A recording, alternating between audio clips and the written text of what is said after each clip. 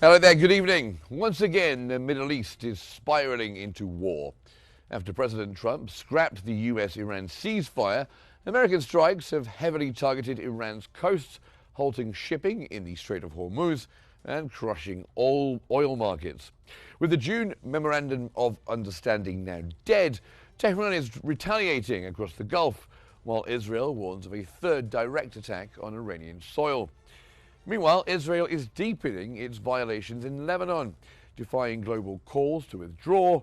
Israeli forces remain locked in southern Lebanese security zones, keeping the fragile border on high alert. From the Strait of Hormuz to southern Lebanon, diplomacy has collapsed, pushing the region towards a dangerous brink. Let's get in focus.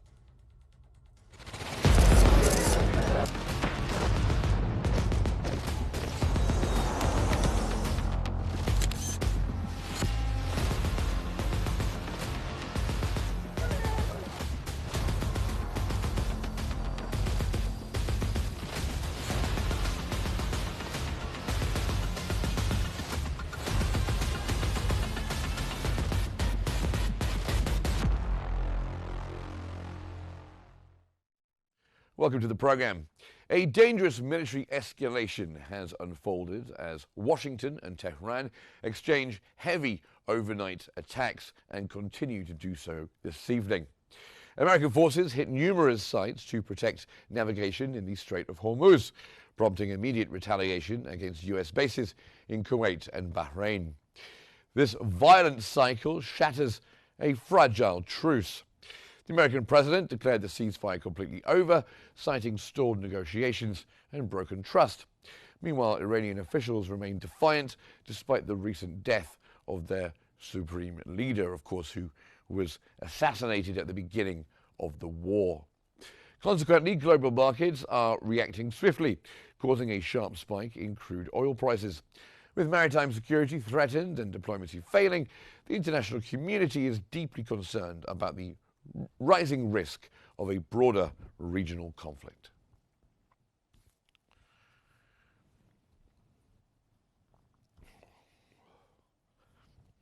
Israel is actively threatening to strike Tehran for a third time. The Israeli defense minister confirmed his troops are on high alert, ready to launch heavier military operations to secure total air dominance. This alarming warning happens during severe Middle East instability. Following attacks on vessels in the vital Strait of Hormuz, Washington declared a fragile ceasefire dead. Consequently, fierce combat has rapidly erupted between the American and Iranian forces. A highly dangerous crisis expands. Fresh missile exchanges are now hitting neighboring Gulf nations, raising deep fears of an uncontrolled regional war that could easily paralyze global energy markets.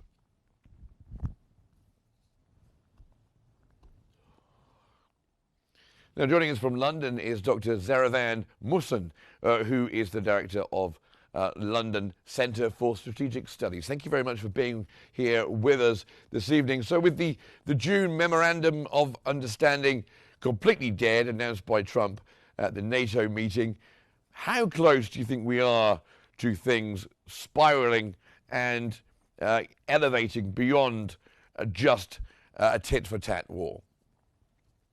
Thank you, Michael, for having me. For sure, the escalation from the United States, especially the recent statement by Trump, is escalating the situation, and we are going to start a new chapter of the using of the hard power again. So the deal, it seems that it's not practical anymore. Especially, there is lack of trust between the two sides. The United States is trying to use this deal like a kind of source to put more pressure on the Iranian regime to achieve what the United States want to achieve through this agreement for an understanding. The other side, the Iranian side, still they don't trust whatever the United States want to achieve through the deal between the two countries. So there is still, we are in the beginning stage of mistrust between the two sides, and any escalation from any side, it could be an open door toward like a regional problem and regional conflict again, especially in the Gulf countries. So this agreement or this short memorandum of understanding seems that it's facing a lot of challenges. And as I said, the challenges is reflected from the mistrust. At the same time, it seems that the United States is trying to use this deal, both sides, through like showing some kind of sincerity toward the Iranian regime, but at the same time, using the military power or the hard power if Iran try to continue using its channel, especially the Strait of Hormuz, which is become a very important, very vital factor with the Iranian regime.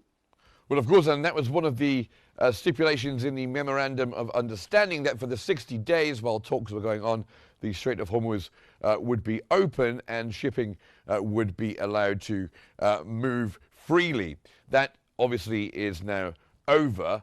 How much of a worry for the world is the fact that the Strait of Hormuz is once again not really allowing very many ships through? Yeah, for sure. This is a very important question because, as we know, the last conflict between Iran and the United States has very clear impact on the global market and the global economy and the financial system. So any struggle or any block for the Strait of Hormuz again will surely reflect from a global economic problem. And the world is worried about what's happening again in the Strait of Hormuz, what's happening between the United States and Iran. And if the two countries didn't reach or didn't achieve what they have reached in this short memorandum of understanding, it could reflect in a very negative impact on the global market. That's why we see that the international community is trying their best to be part of solution between Iran and the United States. Because the mediator states, especially if we talk about Pakistan, Qatar, and the other Gulf countries, they supported this kind of deal because the regional stability and the regional prosperity, especially for the Gulf countries, and even for the global economic or the global market, is based on Strait of Hormuz. That's why Iran is using this channel. It become a very important factor, as we said. So any block of Strait of Hormuz or any military escalation, again, it will have a very negative impact on the international economy and the global market. So for the coming days and time, I believe that more actors, especially regional actors, will involve or engage with the United States to make sure that both countries achieve what they have reached so far, and to protect the international economy, and also to protect the financial system globally, because we are facing a new challenge. And some people some strategists believe that Trump has used this memorandum of understanding or this short deal just to release or to give some comfortable to the oil market for the short time. And then he start again using military power, using the hard power to deal with Iran. So this it doesn't solve the problem, because for the previous 4 months, the global market has faced a lot of challenges. There is lack of energy in the global market, especially in the Western countries. So opening the Strait of Hormuz for short time, especially for, let's say, 2 weeks, 3 weeks, it will not solve the problem that have already created because of this conflict. We need more stability, more time until the energy or the energy market becomes stable. And especially if we're talking about the oil price to reach to its level before February 28. So the situation is very dangerous. And if two countries didn't contain their misunderstanding, it could affect badly, especially the regional countries, the Gulf countries, and in broader image, if we say about the international community as well, and also the international financial system. Well, it's been quite a rollercoaster of a week, hasn't it? This time last weekend, President Trump announced that he was giving Iran a week off the negotiations and without any fire, because of the former Supreme Leader's funeral week. That didn't last very long. And then, of course, Trump, when asked by a journalist at the NATO summit whether the MOU, the agreement, was dead, kind of almost on a whim said, yes, I think it is dead. And then, of course, by then, that means it is dead. What do you think Trump's idea of where to go next is? I think Trump's statement is that the deal has dead. I think it's more about putting more pressure on the Iranian side. It's using a kind of negotiation tool to achieve some strategic goal after this period of time in the memorandum of understanding. So it's a matter of using it like a kind of tool to make more pressure on the Iranian elite to compromise and achieve what the United States want to achieve especially after 60 days of the agreement between the two sides.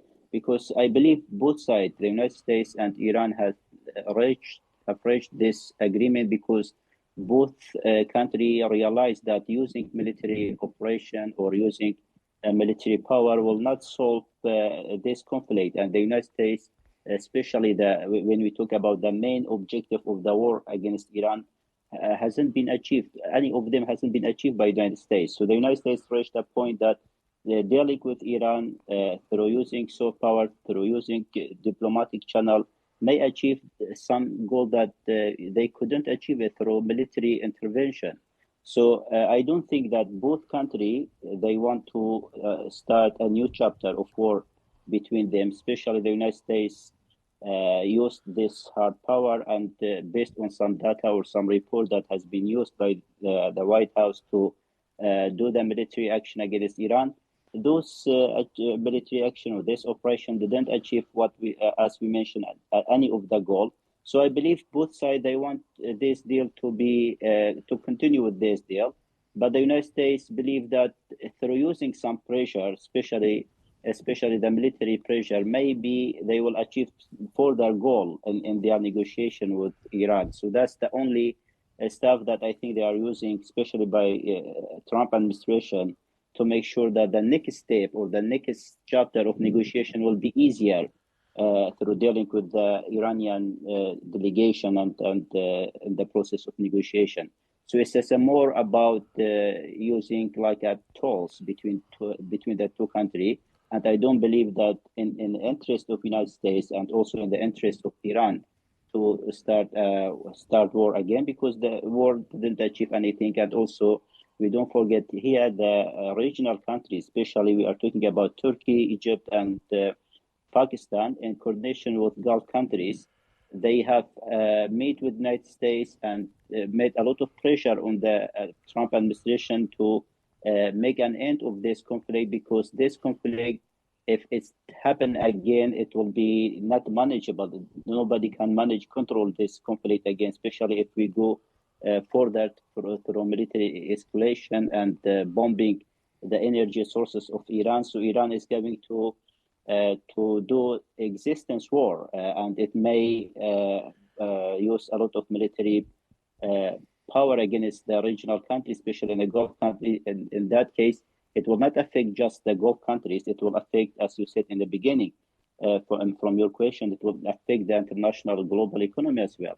So the matter is not between the United States and Iran anymore. It become a global matter because of its implication of the international economic, and also the stability in Gulf countries as well. And of course, we've had the Supreme Leader, the former Supreme Leader, Ali Khamenei's funeral this week at various different cities in both Iran and Iraq as well. Today, back in the hometown of Ali Khamenei, Mashhad. And do you think the mood, seeing this and it being a reality now with people, Iranians, watching this on television, might this change the mood at all? You notice very many revenge and powerful slogans. We will kill Trump on a massive banner carried through the streets by hundreds of people by the coffin. Do you think this is going to affect the mood at all, either of Iranian people in Iran or from the United States point of view? Actually, this is an important point. If we use this process, the final process, like the Iranian regime has used this process to ensure their internal integrity and how the public opinion is still supporting the political system in Iran. So Iran has used this funeral in a very good way, and also it shows that Iran is still a regional country. It's a very powerful country. It has no problem internally, and there is cohesion among like the ruler and also even the opposition from the ruler, from the current political system. They are coming together, they are uniting, and the public opinion and also the big gathering, as you mentioned, in that formal process has shown that internally the regime is very strong now, and it reflected a positive leverage for the Iranian regime internally and also in the global and the regional level. Regarding your question, if this kind of slogan may be affected the United States Trump administration, or maybe it's giving more encourage to the Iranian elite to continue using the military power, the hard power in dealing with United States and its coalition or its alliances in the region. Of course, it could be some effect or some impact, but for the United States or the Trump administration, I don't think that this case or this slogan will affect the decision making, the process of decision making in the White House. It could affect internally, domestically, using this kind of slogan for the public, for the Iranian people. But more than that, I don't think it will affect the process of decision making in White House, because United States has used to this kind of slogan for more than 40 years. The Iranian regime is using this slogan for many, many years. So it will not change any thing from now on. And what do you think of Israel's threat to get back involved with this front of the war and start striking Iran again?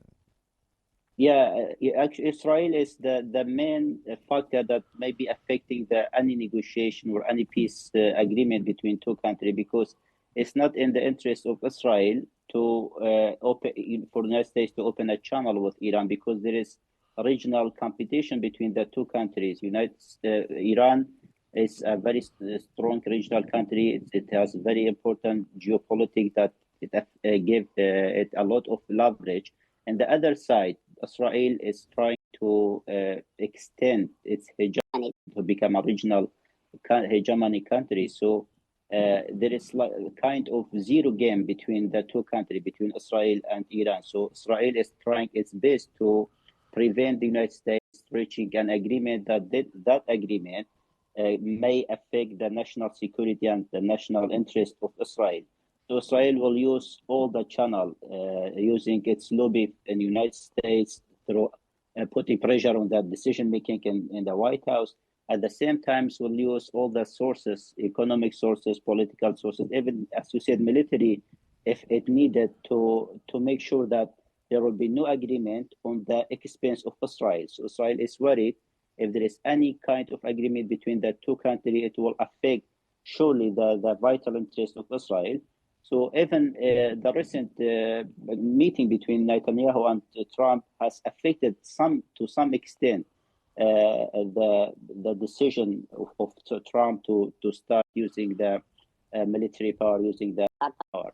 So Israel will try to make sure that anything happen between United States and Iran should be within the content that Israel want to keep it, and also Israel want to protect its interest, and especially the regional security of Israel, because after this war, if Iranian regime remain as it is and it gets leverage, especially when they release their finance and asset in internationally, it will give Iran more power, and it will give Iran to help the acts of resistance that is related to Iran in the region.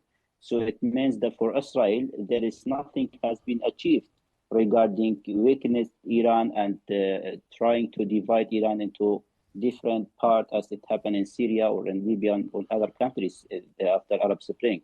So the main goal that dividing Iran is the main goal for Israeli government and the Israeli interest. But if this goal didn't achieve, and it seems that it will not be achieved, so Israel still believe that that Iran is the main regional threat on its national security. Well, thank you very much for being on the program. Great to have your thoughts and your assessment of where we are today. Dr. Zeravan Mohsen, joining us from London, Director of the London Centre for Strategic Studies. Thank you very much and have a very nice evening. Now, let us move to the most recent updates concerning the continuous violations in southern Lebanon.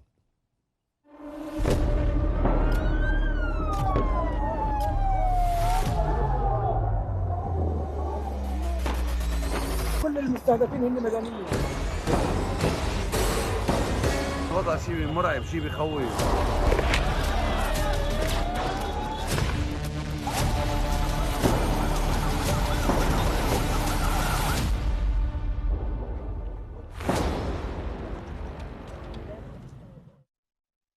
And to the other front of this war from America and Israel in this particular case. A controversial agreement meant to secure peace between Beirut and Tel Aviv is currently pushing Lebanon towards more disaster. The proposed plan demands Hezbollah surrender its weapons before Israeli forces withdraw from southern territories. This strict condition deeply fractured the nation. Armed factions are outright rejecting these terms, organizing fierce protests and warning that forced disarmament will spark a devastating internal conflict. Conversely, state officials strongly refuse to accept Hezbollah conditions. This treaty remains completely paralyzed. Without bringing Tehran into the diplomatic talks, stabilizing the Lebanese landscape is practically impossible, leaving the entire state trapped in a highly dangerous political deadlock.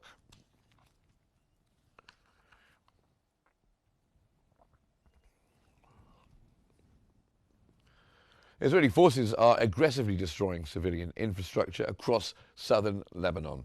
Despite ongoing ceasefire talks, occupation troops are systematically blowing up homes in multiple border villages, creating massive explosions heard throughout the area. Defying diplomatic expectations, Tel Aviv boldly declared it needs no permission to maintain this military presence. This directly contradicts Washington's recent claims of an imminent withdrawal, proving the army intends to stay until local factions are fully disarmed. The controversial American brokered agreement has only deepened the crisis, with hidden clauses reportedly allowing continued strikes. This explosive situation threatens further displacement, permanently blocking thousands of citizens from safely returning home.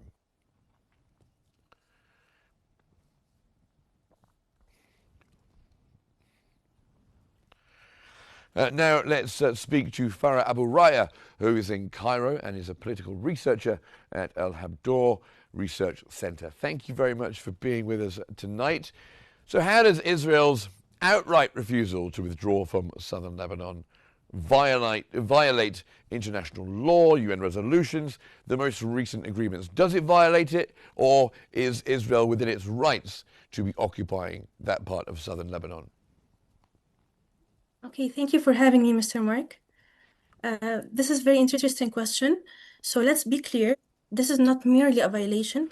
It's a systematic dismantling of rules-based international order. Israel, by treating the UN Security Council Resolution 1701 like a pick-choose policy, choosing what suits its best, its military objectives, or maximizing its military objectives, while disregarding the sovereignty of Lebanese state, it sends a very important message that Israel power or force supersedes or most important than the international law, which reflects very threatening conditions on the long term and on the short term for the regional security.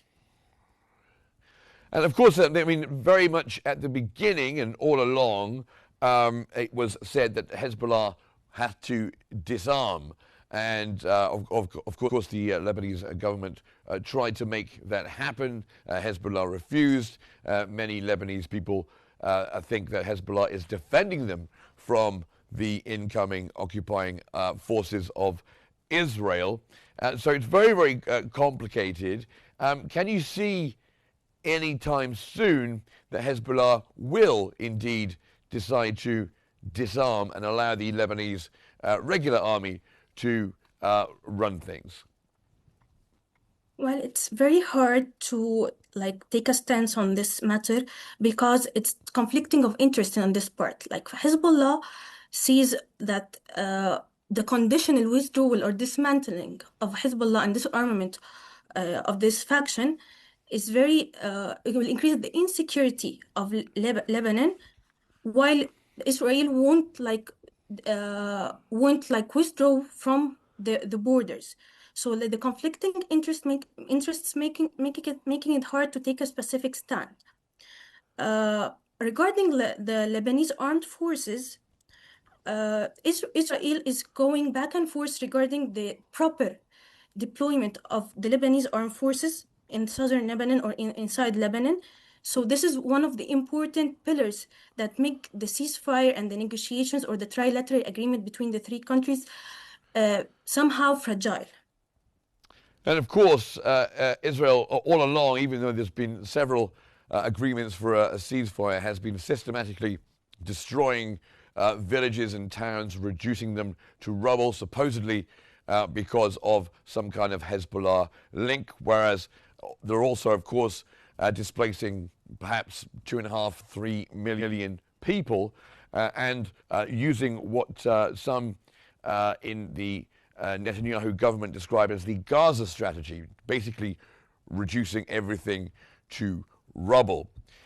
Trump did warn Netanyahu that you don't have to destroy an entire building just to try and find one person, but he hasn't really listened, has he? Yes, well, for Israel, it's a calculated policy of demographic engineering. That means that they make the place not fit to live in for the Lebanese people, especially the displaced people. When they come back, they won't find any proper housing or facilities to live. And this is a very distinguished policy for the Israeli government. So this is the Israeli government aiming to impose a new reality on the ground, regardless what the international law, regardless the Washington pressure, regardless the trilateral agreement also. And how do you think that the Lebanese people in the south are reacting and dealing with this situation? Well, they're reacting with the survival instinct that you would expect from them, without a proper armed forces deployed inside the country, with violation of ceasefire, the absence of a comprehensive deployment policy for the national army. All of this make them very vulnerable, or they believe that they're very vulnerable to any conditions Israel impose. So until the Lebanese state and the Lebanese government and the Lebanese army can guarantee their physical security, demanding disarmament in the middle of this violations is like a fantasy, geopolitical fantasy. Doesn't touch the reality of the Lebanese people living inside the country. And of course, with the MOU, the Memorandum of Understanding between Iran and the United States collapsing and falling to pieces, does that mean that any particular agreement which involves Lebanon and getting Israel to perhaps withdraw, perhaps just stop killing people or decimating towns and villages, is that just perhaps now so far away from any reality? Well, the trilateral agreement theoretically give hope for the actors inside the region, but on the reality, Washington is managing the conflict, not resolving it. Okay, because it's the ally of Israel now. So even the pressure it imposes on Israel or exerts on Israel is very limited. As we've seen, this is the result of, the result of this limited pressure is the violation of the ceasefire without any consequences Israeli government faces. So like as long as the United States continue to shield Israel or the Israeli government from dealing with the repercussions of violating the ceasefire or the causing the fragility of the trilateral agreement, a lasting peace or a peace agreement will hardly be achieved, and this risk escalation on that matter and risks intensifying the insecurity within the region. We, of course, hear very, very worrying reports from UNIFIL, the UN peacekeeping mission in Lebanon. How fragile do you think the security situation is right now, and how violent is it on the ground? Well, this is a very important question because we're witnessing that the UN peacekeeping mission is treated as a hostage within the country or undermined by their power when the Israeli forces fire on them or restrict their movement. They send a message that even if the UN peacekeeper, even this peacekeeping mission cannot be protected. So what about the Lebanese people? And this inflicted fear within the Lebanese people and affect the overall negotiation or like the negotiation between the parties, because Israel gives a clear message that it's completely abandoning the 2016 and 1701 framework and operating without limits, even if violating the ceasefire won't give her the repercussions it should have got. These villages and towns that have been reduced to rubble systematically, one by one, of course, leading to displaced citizens of millions, some in tents, some living in schools, families. Do you think some of them will perhaps never be able to go back to what used to be their homes?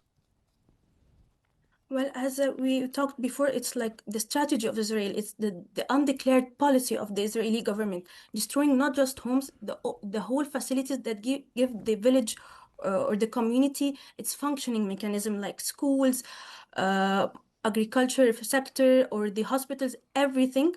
So when the displaced ensuring first the displaced people continue not returning, and even people returning, they don't have nothing. They won't find anything or any sources of living. So this is like creating a permanent wound on the Lebanese people. And also it's altering the demographic balance of the southern part of Lebanon, because with the displacement of people, it reflects increasing national insecurity within the region or the bordering countries within Lebanon. And what do you think the United States strategy is here? Or what do you think it wants? Is it supportive of Israel trying to consolidate where it is and its moves forward into Lebanon, and expansion and attempts to create settlements, as some in the government would like? Is it supportive of that, or is the US going to start saying, no, Israel, you cannot behave like this? Well, the US is currently managing this condition or the ceasefire because it's more focused on resolving the conflict with Iran first. And at the same time, some observers see that Washington is giving time to Israel through this prolonged negotiation to make the military achievements, like military realities it gained from Lebanon, politically normalized. So it gives Israel the time it needs to carry operations to exceed in southern Lebanon and impose it as the new reality. So even though Washington, many statements says like it's imposing pressure, it's seeking a comprehensive settlement, but the practical outcome, we are saying that the prolonged negotiation, the violations of ceasefire, all of this is buying time for Israel to redraw the map of southern Lebanon as it likes. Well, great to have your analysis and assessment of the situation, Farah Abu Raya, political researcher at Al Habtoor Research Center. It's always a pleasure to have you on Q News. Thank you very much indeed. So, from the blazing coasts of Iran to the erased villages of southern Lebanon, diplomacy has shattered as Washington and Tehran plunge into a total war perhaps, while Israel defies global withdrawal demands in Lebanon. The Middle East stares into perhaps another uncontrollable abyss, and we'll be following it right here. Thanks for watching In Focus. Have a very nice night.